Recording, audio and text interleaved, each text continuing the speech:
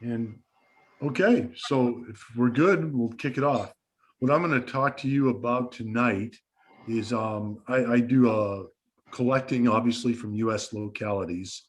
And I'm going to talk about what I collect, why I collect it, kind of how I collect, because I am actively collecting, and what I do to add to my collection. What's kind of good about what I'm going to talk to you tonight is you can kind of take the techniques that I use and you can apply them to any collection. If you're collecting fluorites like Larry does, or if you're collecting uh, coins or something else, you can actually kind of apply some of the things that I actually do to collect minerals. So right now, you can see my current areas of interest. I collect systematic minerals from North America, and that's kind of one of every type of mineral that I can get my hands on.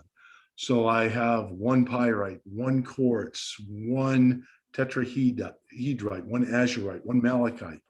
So I kind of try and collect all the minerals, but I'm limiting myself to North American localities, primarily US localities.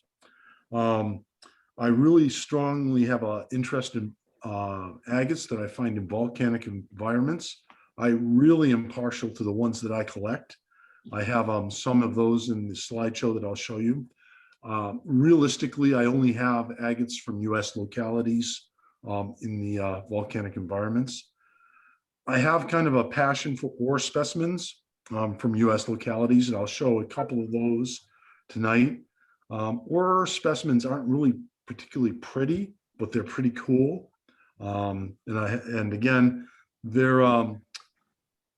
they're something that you can kind of get that are fairly rare, and they're still reasonably priced if you actually want to go out and get them, if you know what you're looking for. I like to get minerals from little known, seldom mentioned localities, kind of rare localities, the closed mines, especially the smaller mines that people haven't heard of or are hard to track down. Basically, I like to have specimens, honestly, that nobody else has. That's kind of what I kind of like to do, and it's kind of wrong, but that's kind of what I like. And I'll show you guys, I do also like, I can't help it, it's kind of tacky, it's pretty corny, but I do like to collect some rock hounding memorabilia. And I'll show you one of my favorite things that I collect on that. And you know, it's just cool. It's kind of classic Americana. So let's see here if I can go to the next slide here. I'm trying to find out how to move that on this. Let's take a look here. There we go. Okay, here's my next slide. And so how do I add to my collection? You know, I'm basically collecting regularly, and I'm actively adding. And as you guys know, mineral collecting can be expensive. The prices of minerals, I do not know what is going on, but they have gone through the roof. So you've got to kind of be careful when you're buying on the internet. A lot of the stuff is very pricey. It's beyond our price range. So how do you get a good deal? And I'll talk a little bit about that. You know, my favorite, honestly, is field collecting. I like going out and getting stuff. I mean, that's honestly, it's the funnest, it's the best. It is my favorite. Rock shows, you know, are honestly a really good source.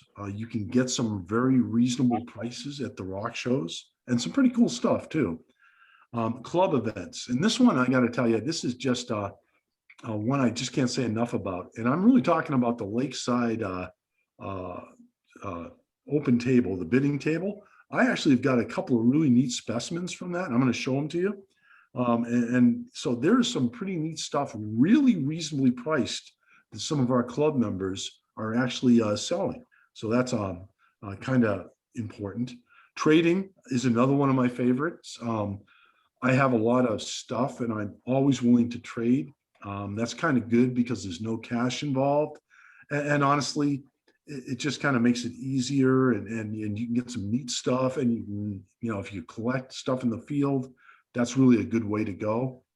You really don't see a lot of that. People don't do a lot of trading, you know, so that's something that's kind of underutilized. And, you know, internet and eBay right now are probably the really places to look. The problem with both of these is there's a lot of stuff out there And you got to be careful, and a lot of it's pricey, and you got to spend some time looking around to get the right prices. So if you kind of know what you're looking for and you're really good in an area, you can get some good deals. But also at the same time, the prices on some of these open sites that bid up are really, really, really high.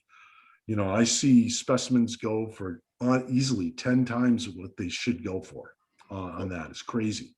And I don't know where people are coming from to buy these, but they are. So the picture you can kind of see is just kind of one of my displays. That's one of my little agates. It's a pink banded agate. Actually, my girlfriend collected that one. I didn't collect that one, but it's in my collection, of course. But that actually is a agate that is referred to in some of the really old 1950s rock hounding guides in Idaho. And that's the only piece that I've ever seen. I've seen the reference, but I cannot find the locality. And I'm continue to search for it, because as you can kind of see, that color is pretty true to the piece. It really literally is pink, and it's got the white banding on it. And, you know, that hasn't been polished, but I'll tell you, if I could find a bigger piece, I think I'd be in heaven. So, all right. Any kind of question? Oh, one other thing I wanted to talk about is, why did I get into US localities? Honestly, I had a couple of bad experiences when I was starting out rock collecting and buying. I bought some foreign pieces, and to be honest, I bought a couple of pieces that were just fake. And I learned the hard way, and they were from foreign sources. And I'll tell you, the foreign sources certainly did a great job faking them, because I bought them and didn't realize they were fake, and for quite a while, until I looked at them one day and kind of did some research and realized, you know, wow, I just didn't know. And then I looked up the localities on the internet. And funny thing, the localities I couldn't find, they didn't exist. So that kind of soured me a little bit. And I said, you know, I really want to be able to collect stuff from localities I can at least find on the internet and really go to and kind of see. So that kind of drove me one way. I also had a bad experience buying a piece. It was an arsenic mineral. I bought it, and about 6 months after I bought it, it turned into a pile of dust. So I will not buy from that dealer, obviously, or that country again. So a couple of bad experiences just kind of pushed me a certain way. I kind of got smart on the US localities, and kind of here I am. So that's kind of the tale that kind of got me there. That's kind of why I head that way. But it was a great learning experience. I learned a lot of things along the way, and what not to do. So, questions before I get into the slideshow? Not a question, but I'll tell you one thing: don't ever buy anything that's listed on eBay from India, because most of it's junk glass or misrepresented. Yep, and that's kind of some of the experiences that I've had, you know, buying from overseas. If you know what you're doing and you're good, I've been told that you can avoid that, but you've got to be really, really careful. Do your research. The other thing that's really hard with eBay is you don't and can't hold it, so it's hard to really get a good feel for it, so to speak. You are kind of buying based on a photograph, and that can be doctored pretty easily. So that's hard. Other questions? I got a comment, Bill. Sure. On your methods of adding to your collection, in terms of thinking about my collection, one area that has benefited me is yard sales and estate sales. Yep. Yard sales and estate sales are a great place to look too. I always look there. I honestly haven't been very lucky there. I know one of our club members, Wayne, has been very successful in his yard sailing in Arizona. But yeah, that's also a great a great source. One of our members of the club, two of them went up to the Goodwill, the new Goodwill up on Columbia Center Boulevard. Went in there, and I think she said she paid $5 or $6 or something, and bought a bucket, a pail full of material. Brought it over here, and we started looking through it. And she had dinosaur dung, she had dinosaur bones, she had all kinds of stuff in it. So don't forget to check out your Goodwills. Yeah, that's another place to look. Honestly, wherever you can look is a good place in my opinion. So, you know, the only luck I haven't had is I'm still looking for any place where you can find Columbia Basin agates on the Columbia. I still have not found a good one yet. I found one, but it wasn't a great one. All over the hills. Yeah. I have people that have been going out over in West Richland that have homes over in there and everything, and they're clearing off more lots, and they're shoving the hillsides aside, all kinds of agate all over in them. Yeah, well, I must keep looking then. So Yep. kind of going through the collection or some of my mineral specimens. I'm going to talk about what it is and why I collected it and kind of where I got it. Now this is a Beacon Hill agate. It's actually from Beacon Hill in Idaho. I got this, believe it or not, you all saw this. This was on the table at the club. And this was being sold by Elmer Ringering. And what's interesting about this piece, it's clearly a Beacon Hill. The rind fits, the general color fits, but the yellow golden moss is very uncommon in Beacon Hill agates. It's present, but you don't see a lot of them. So, you know, this is a case of something that's kind of not common.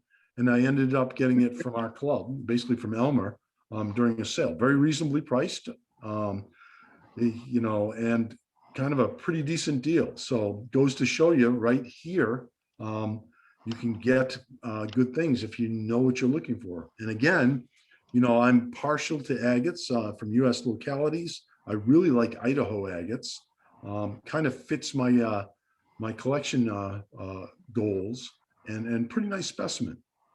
So see, Yeah, I just ran into somebody the other day, the next door neighbor, his sister came over.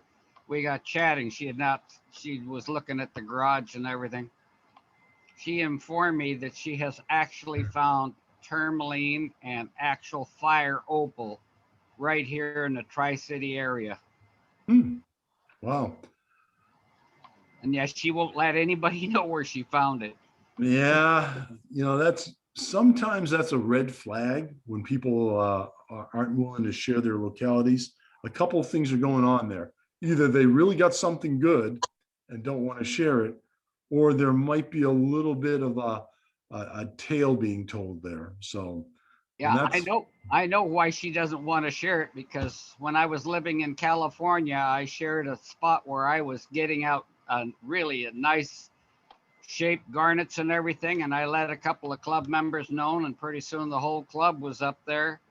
And the thing was, it was at a 45-degree into the side of a basalt hill, and they dug the hill down going straight in, and they buried it so bad nobody could even get anything anymore. So I understand why she's cautious. yeah. All right, kind of moving to the next. Okay, this also is a Beacon Hill agate. And there's a couple of things here that are going on from the same lot that I got from Elmer. And what you have here is you actually have two things in the agate that are going on that are pretty unique. You've got the red moss, which is uncommon also for Beacon Hill. But if you look at and you see this upper, like it almost looks like a spray, that's actually saginite. It's a agate replacement after crystals. And it might be something like a zeolite. And that is pretty uncommon in agates, much less Beacon Hill agates. You know, typically you don't see that. Looking at the rind and the other Beacon Hill agates that are with it, They all kind of fit the same general mode. I do have some Beacon Hill agates in the rough here. The rinds match, the general size and kind of appearances match. So it's pretty decent find from my perspective. And again, right here on the bidding table at the club. So. Hey, Bill, can I ask, did you cut these yourself or did you buy them cut from Emmer? These were actually cut and polished by Elmer. I'm assuming by Elmer. So this one here is one I collected. And what this one is this is an Agate Pseudomorph. What you see is a blue agate that actually is formed on crystals that have since dissolved. Agate doesn't in and of itself have a crystal form like this. It only does when it actually replaces other minerals. I actually collected this one from Lime Creek in Idaho. So, you know, agate in a volcanic environment, something I collected, easily to identify. Really kind of just a beautiful piece from my perspective, something I like. Kind of hits my all my collection buttons. It has, believe it or not, been ultrasonically cleaned. I'm still looking at a way to get some of the crud out of the crevices. I am very hesitant on using like hydrochloric acid on it or something like that. Well, I know the agate will definitely survive. I'm worried a little bit about the color. I have had some experience in soaking blue agates in concentrated HCl, and I've lost the color. And I don't want to do that with this piece because it is have a nice baby bluish look to it. So, sometimes people use oxalic acid. Right. And haven't tried that on this piece. A little bit hesitant on that one too. But maybe I'll get the courage to do it. So. I've seen some of the agate like that was actually deposited on top of a calcite, calcite crystals. Right. And the calcite crystal dissolved away, and that's what it left. Right. Yeah, and it could be calcite. It could be you know, a zeolite. So could be something like that. It's probably not barite, simply because barite's pretty insoluble and typically doesn't dissolve away. So what I haven't done yet, and I do want to do at some point in time, is I need to get some Play-Doh and basically take this and stick it in the Play-Doh, pull it out, and then that will give you the inverse cast of what it is. And you can kind of look at that and say, does that really look like calcite or a zeolite, or what does it look like? I've got a whole bunch of two containers full of Play-Doh over here that a couple of the club gals brought in here, sitting here. Yep. You want to come and get it? Yeah.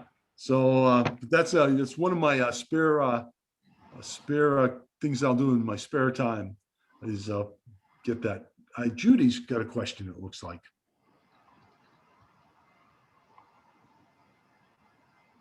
Judy, you have your hand up? I think it's been up forever, but I was going to ask you what the scale was as far as your photography is concerned, like that last piece of agate. Okay, so the last piece of agate was about probably 3 to 4 centimeters.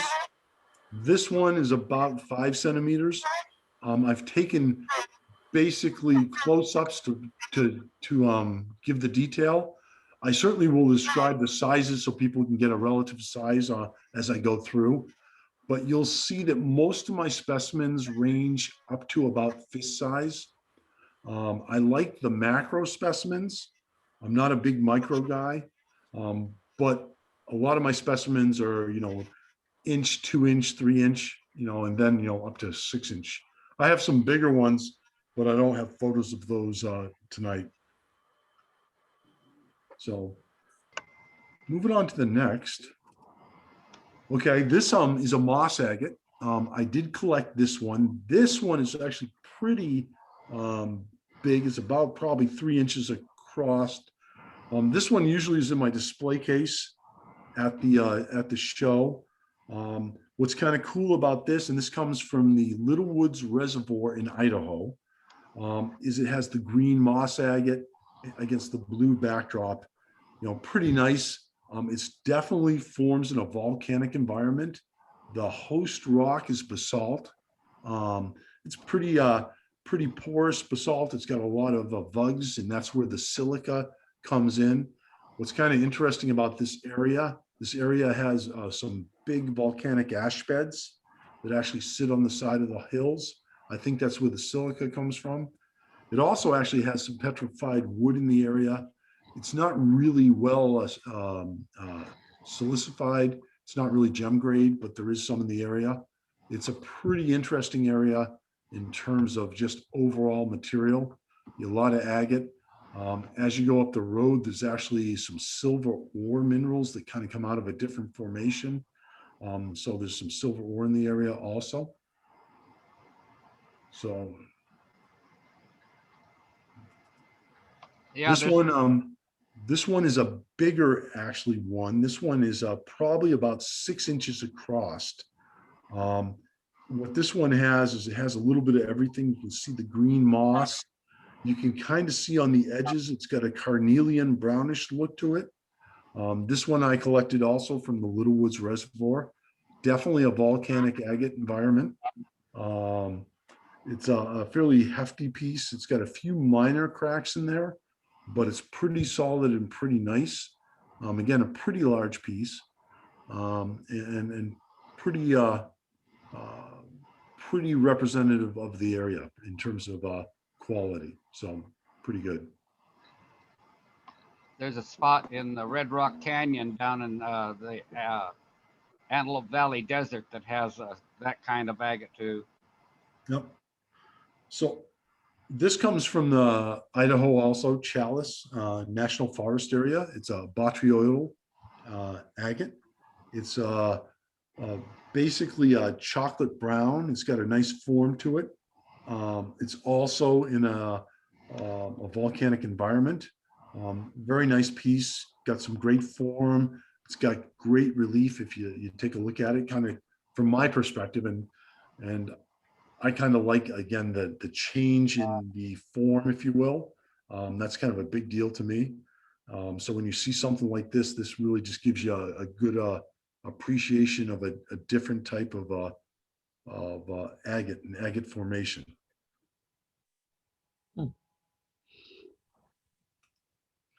Okay, so changing a little bit, we've seen a lot of agates and stuff.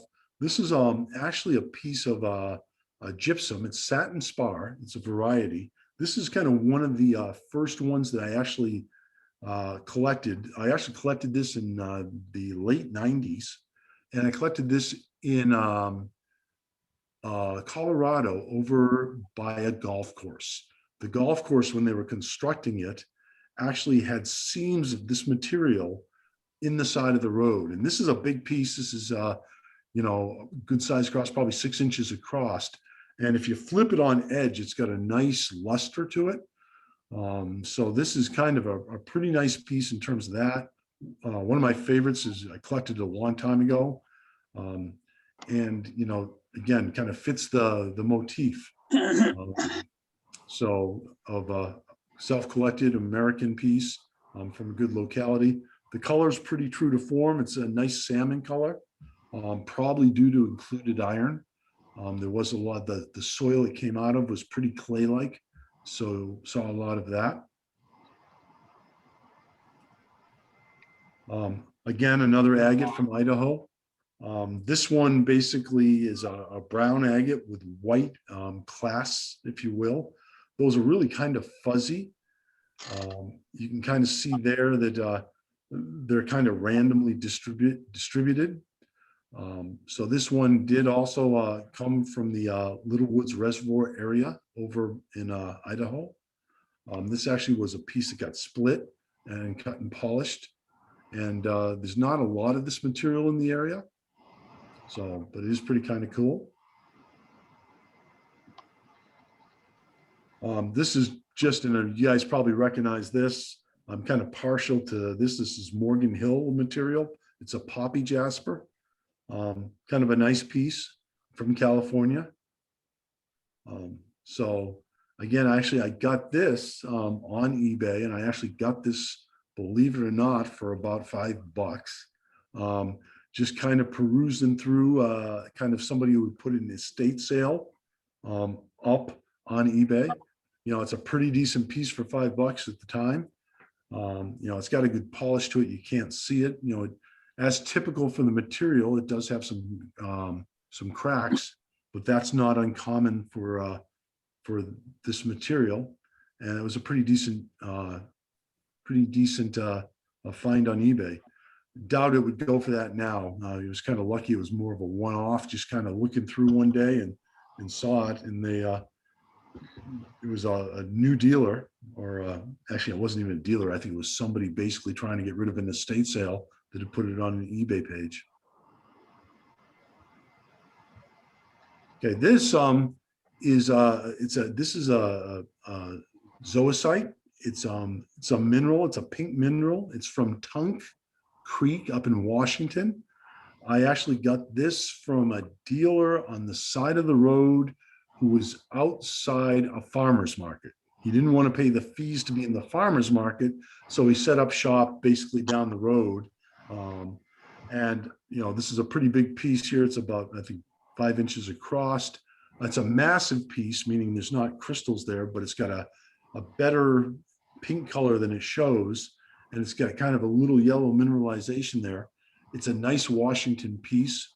You know, I paid, I think, $7 or $8 for this. Just a great price for this material. And no, I haven't really looked at whether or not it will cab well. You know, I know Wayne wants to ask me that. I don't know that. I would never do that to this piece.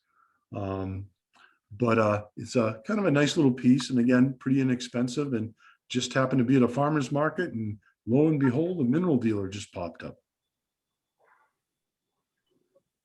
So what's the difference between that and rhodonite? It looks a lot like rhodonite, but it looks like maybe the crystal formation is more granular. Yeah, rhodonite is more of a manganese mineral, where zoisite is I think it's a calcium manganese silicate, and rhodonite, I believe, is mostly a manganese silicate. So the short answer is a little more calcium in the zoisite than there would be in the rhodonite. Is that out of the northern part of Washington? It's over by Tunk Creek, which is up by, it's almost due north of here. If you go up to, how would you get there from here? You'd almost have to go up through Winthrop and north of there. In relationship to Ellensburg and Wenatchee, would that be right, left, up, or further, or down further? Up further, north. Okay, I got a suspicion that wherever that come from, you might also find corundum. It's possible.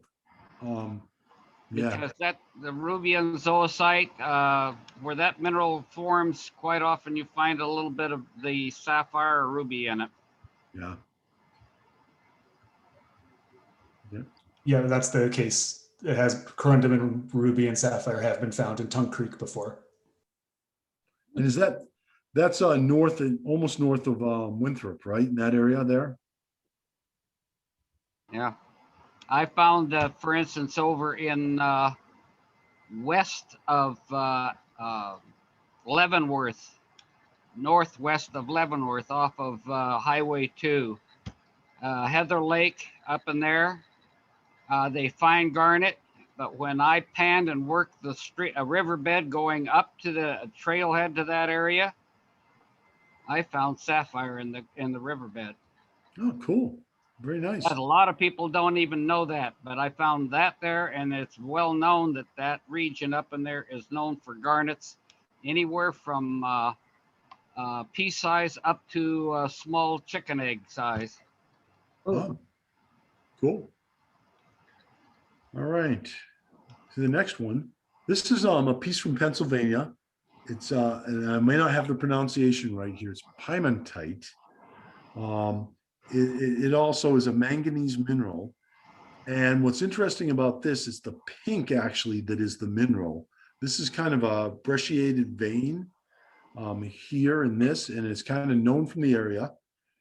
It's kind of a neat piece. I got this in an older collection, fairly inexpensively. It's actually been cut and polished, which is kind of unusual for a lot of the mineral specimens. That's typically how you don't display them that way. I like the look of it. I think it's pretty cool. It kind of matches up with the geology and the specimens I've seen from the area. So that one's a pretty cool piece. Again, just kind of collecting and looking at what people had for sale. Pretty neat piece. Okay, this one is an interesting piece. This is magnetite in talc. And this also comes from a Pennsylvania locality. I got this from the same old collection. This one actually came with an old tag that indicated the locality and also the collection date, and it carried a 1912 collection date. Pretty interesting. I actually have taken a magnet to the crystals. They are definitely magnetic. I've done a scratch test on the matrix. It's definitely very soft. So definitely matches up with the label on that. Pretty neat. Got some pretty good crystal form there. So again, Pennsylvania locality. So kind of what I'm into, and pretty nice piece for a collection. Pretty inexpensive also when I ended up picking it up. Isn't that a fairly rare combination, the talc and the magnetite? It is not common. That's absolutely true. It is known from this locality. This is an old quarry. It's an actually old soapstone quarry that isn't available anymore. It's kind of been built over, as I understand it, with houses. So you're right. It is not a common combination, but definitely it's a documented occurrence. And there's actually references to it in the classic. There's a mineral book, an old one called The Mineralogy of Pennsylvania. And it's actually 3 mineral books, different editions of it. And this is referred to and referenced in the first one. So yeah, it is. Short answer is yes, you're right. It's an uncommon association. This one kind of a little bit washed out, but this is calcite. And this is also from Pennsylvania. And what's really neat about this one is it has the poker chip form. If you actually look at the calcite crystal, they call it poker chip calcite. It kind of looks like a poker chip and stacks like a poker chip. The crystal in and of itself is kind of flattened. So the apex has been kind of squished down, and it looks like it's been squished down. So it does give you that chip-like form. And this is also kind of came from the same collection. Again, got a pretty decent deal on it for what it was at the time. It shows a very decent fluorescence and phosphorescence, and also matches up well with the mineralogy of the area.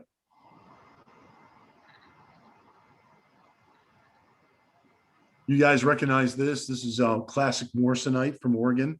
You know, everybody's likes to have a piece of this. I got these pieces. I unfortunately paid more than I wanted to for these, but I did get them when Morsonite wasn't as expensive as it is now.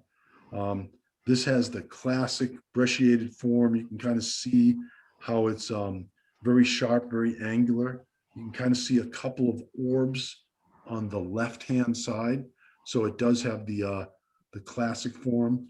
It's not a pure orb piece. Many of you have probably seen the classic Morsonites that are shown in the mineral magazines that are pure eggs and egg forms. This has that, but it also has a lot of the angular fractured look to it, which I kind of like too, because I think that's pretty neat and pretty interesting from a formation perspective.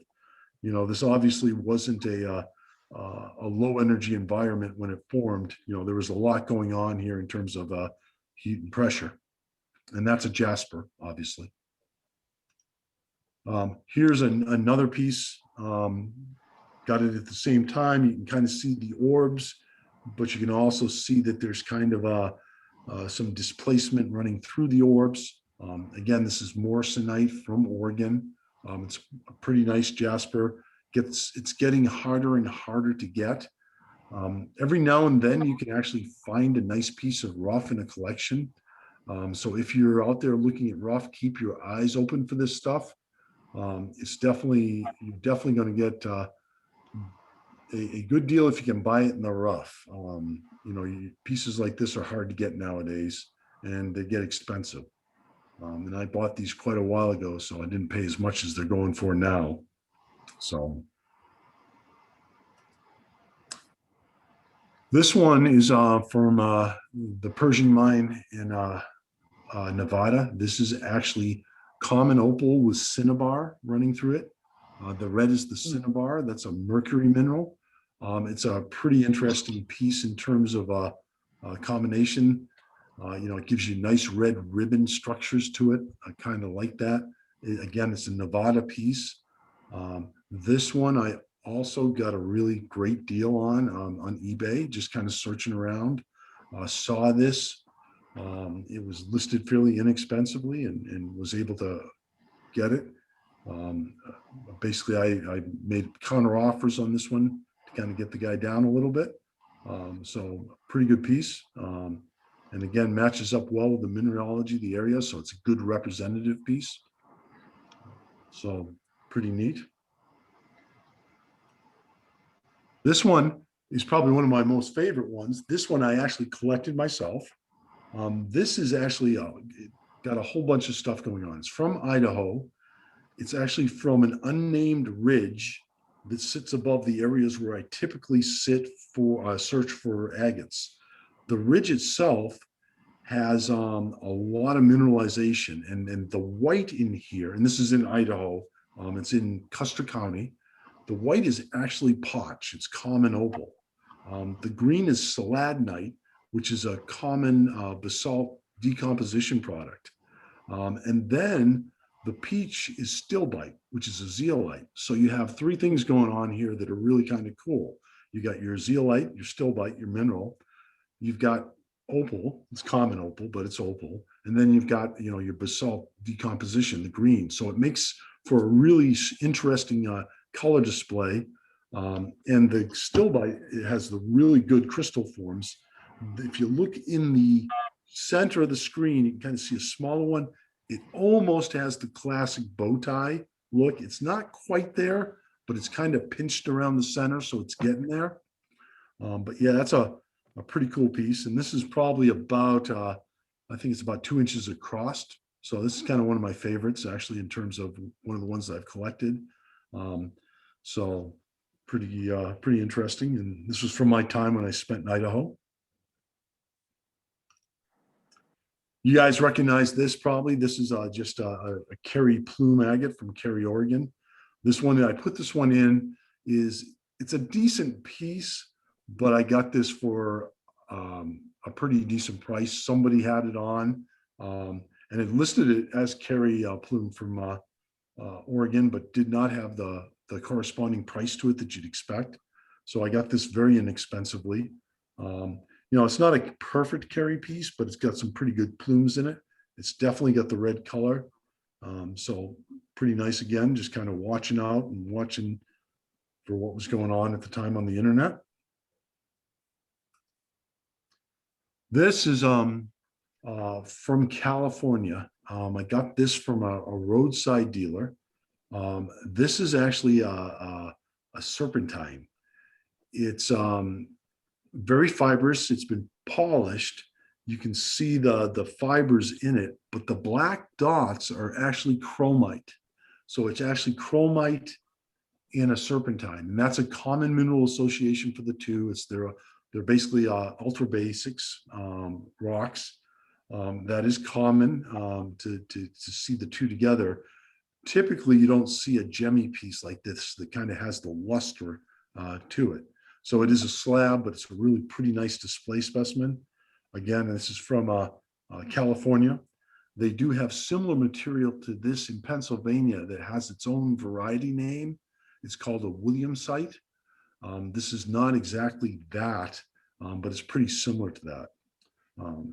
So kind of cool from the massive, and yet also has the chromite in it, which is pretty cool. This is kind of a vanadium mineral. It's not a uranium mineral. It's kind of scaly. It's a Volberite, if I think I'm pronouncing it right. This actually, let's see if this comes from, I want to say Utah. I gotta check my notes on this one. It's got a great color to it. The color is pretty true. Very nice piece. It's kind of scaly. It's got a mica look to it.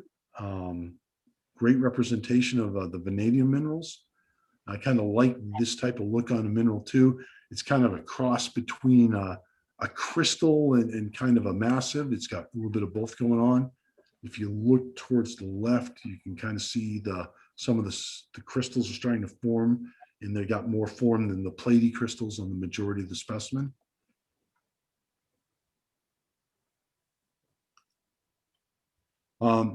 This is a Hemi Morphite. This is from the Tiger Mine in Idaho. Why I like this piece, and kind of what's cool about this, if you know any of the Idaho collecting guides, there was a gentleman, I think Lanny Reen, who wrote The Minerals of Idaho. And on the second edition, the cover piece is a piece just like this. It's not this piece, but it's very similar to nature. So, I saw this in a collection, and again, fairly reasonably priced. Ended up picking it up, and then if you look at the minerals of Idaho, and you look at the cover, very similar piece, pretty cool. So, kind of a unique American piece there. So. Okay, this is pretty ugly, but I'll tell you, it's pretty fun for me. Everybody's got to have an ugly stone, and I have a lot of them. So what's kind of cool on this is tetrahedrite, which is kind of a silver ore mineral. You can see some azurite, and there's actually some malachite at the interface between this and the matrix.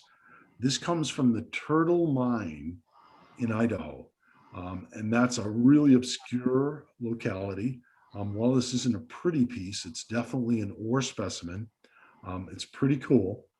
It's kind of the stuff that I like, not pretty, not showy, it's not something where people go ooh and ah over, but it's definitely a locality piece, and it's got some good minerals on it.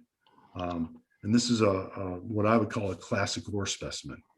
I have a couple more of those where you look at them and then you go, maybe not, but I'll tell you, you got to kind of have the appreciation, I think, for them. Okay, this piece is interesting. This is from Arizona. I actually collected this over in the Gojon area. There is a abandoned iron mine in the area. This is actually magnetite crystals on red jasper, and they are, if you look at them under magnification, they're actually cubic, so they have the classic form, and they are magnetic. So if you put a magnet to this, it'll actually pick the specimen up. So that's pretty interesting. Again, it's more kind of an ore specimen than a show specimen, and I do like it because it has the red jasper on the top, and it's almost a banded iron formation, but not quite. So. This one, again, this is a classic Northwest jasper. This is an orbicular jasper. You guys might recognize this. This is actually what they call fryite. That's a local name. It's from the Lewiston, Clarkston area, Lewiston, Idaho, Clarkston, Washington. There was a find back there. I think it was in the 50s and 60s of this material. It's a fragmented jasper. A lot of them do show orbs, and those are obviously the most expensive pieces. It is dug out. It was named after the gentleman, I think his name was Abe Fry. He was the sheriff, I think, of the town at the time, and he was a noted rock hound. So he found the deposit and got it named after him. I've seen a lot of these pieces, but this is the first one I've actually owned. Typically, they usually stay in the collections they're in. Supposedly, there were a couple of these pieces that had precious opal in the center. So you actually had this pattern and then precious opal in the center. I've never seen them. If anybody has, please let me know. I'm very interested to see them. But I think that'd be pretty cool to see that. So this one is kind of interesting. This is kind of an orbicular jasper. This is from Yellow Cat, Utah. I found this piece. This piece is not polished. It's not cut. This is kind of true as it looks. It's a little overexposed due to my poor photography. But it's kind of cool. You can kind of see the orbs throughout it. Got kind of a rich color. I'm not sure if it's petrified wood or just jasper. There is a lot of petrified wood in the area. This is the only piece that I found in the area that looks like this. And that's probably about 2 inches across. Beautiful. Okay, let's see. I'm going to go to this piece first. This is kind of fits in the category of an ugly ore specimen, but it's got a lot going on in it. Believe it or not, this is actually copper ore, but it's from they call it the Lolanda mine, and it's actually turquoise. The pasty plates, the yellow plates, are actually turquoise. There's some barite and some copper minerals on that. And it's kind of looking, but it looks a lot better kind of when you look at it close up. See if I can go back there. And you can kind of see towards the lower part, you can see the barite, and you can kind of see the turquoise and how it kind of butts up against it. And if you look closely, you can kind of see it's almost included in the barite. So that's a pretty neat piece as ore specimens go. At least I think so. Okay, that's the same one there. Okay, here's another ugly ore specimen. Okay, but I think it's pretty cool.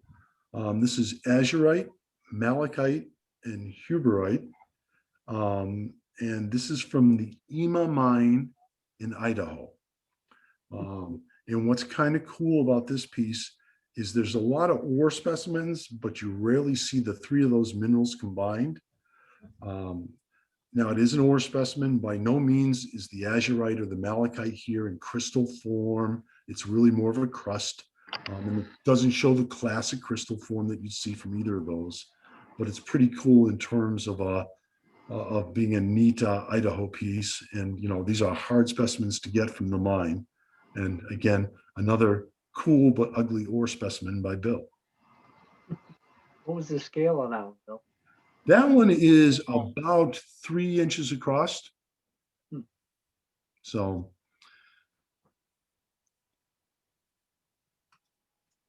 this one is a pretty ore specimen, but an ore specimen nonetheless.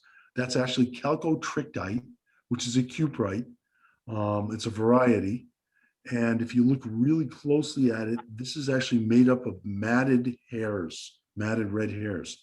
This is from the Baghdad mine in Arizona. These specimens are hard to get.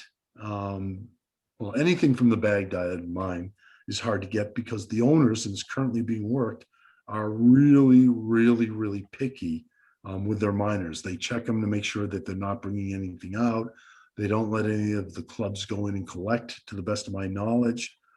So this is kind of a uncommon ore specimen. It's almost a mineral specimen. It's kind of neat from that area. One of my prettier ore specimens, but still not as pretty as some of the great crystal forms.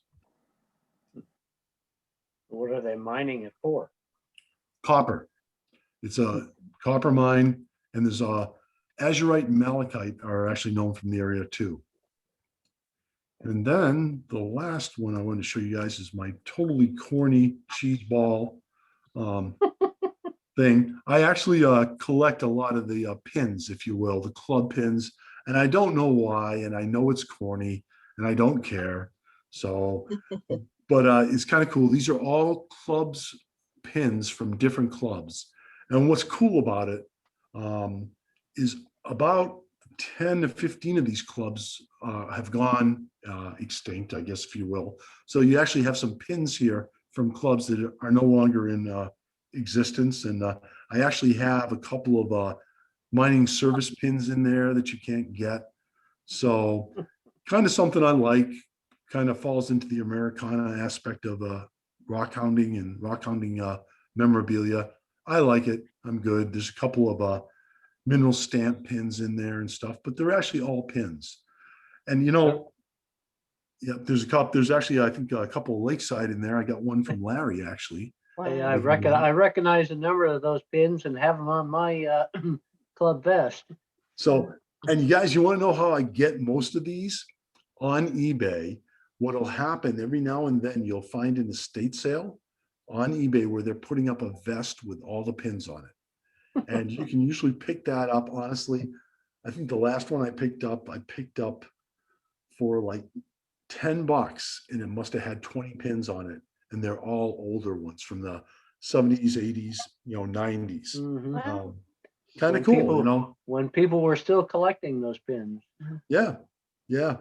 But yeah, I like them, and they're just kind of cool. And it's interesting. These are most of these are honestly Pacific Northwest. That seems to be the place. The California has a lot of them. Oregon has a lot of them. Washington has a lot of them. Texas, not Northwest, but they have a lot. So it's kind of interesting. It's kind of congregated out west. There are a few ones in there from the Midwest and a few from the eastern states, but not many. Pretty interesting. Do you have one from our Golden Jamboree in 1988? Golden? No, I do not. I have one for you then.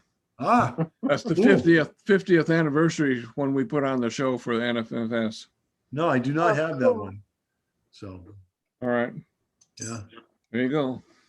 Excellent. But yeah, so kind of cool. Again, I like it. Again, corny, but hey, who cares?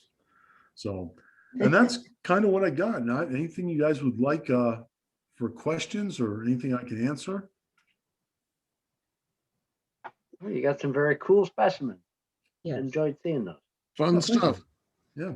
Yeah, loved it. It was great. Thank you.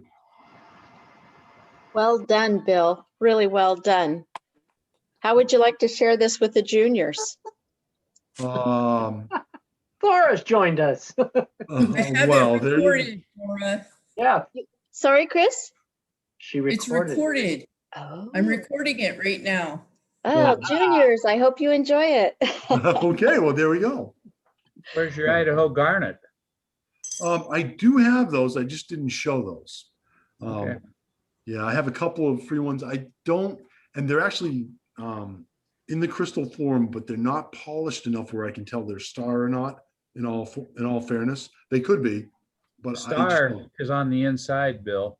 I know, that's why I can't tell. But you got to be able to see inside. Yeah. Don't get it anywhere near Wayne. So near what? Wayne. Oh, yeah. Wayne hasn't met a rock that he can't cut and polish or die trying. Hey, Bill. I have a bag you, full. Yeah. Here. Question? Hey, Bill. Yes. For the gem silica, would you consider that to be a mineral or an agate? Both, because first of all, the actual silica form is a combination of quartz and agate, because if you see a lot of that, from my perspective, a lot of it is pretty druzy, and it also has an agate component to it. And then the coloring is chrysocolla, some azurite, malachite, all minerals. So it really is a combination of the minerals. That's what I would classify it as. So I have some in my collection, And when you look at my listing, my log, I actually list it by mineral. So for a gem silica piece, I think the one I have has azurite, I'm sorry, it has chrysocolla and malachite, quartz, and agate. So I list those as the mineral constituents. That's kind of how I would show it in my collection. Thanks.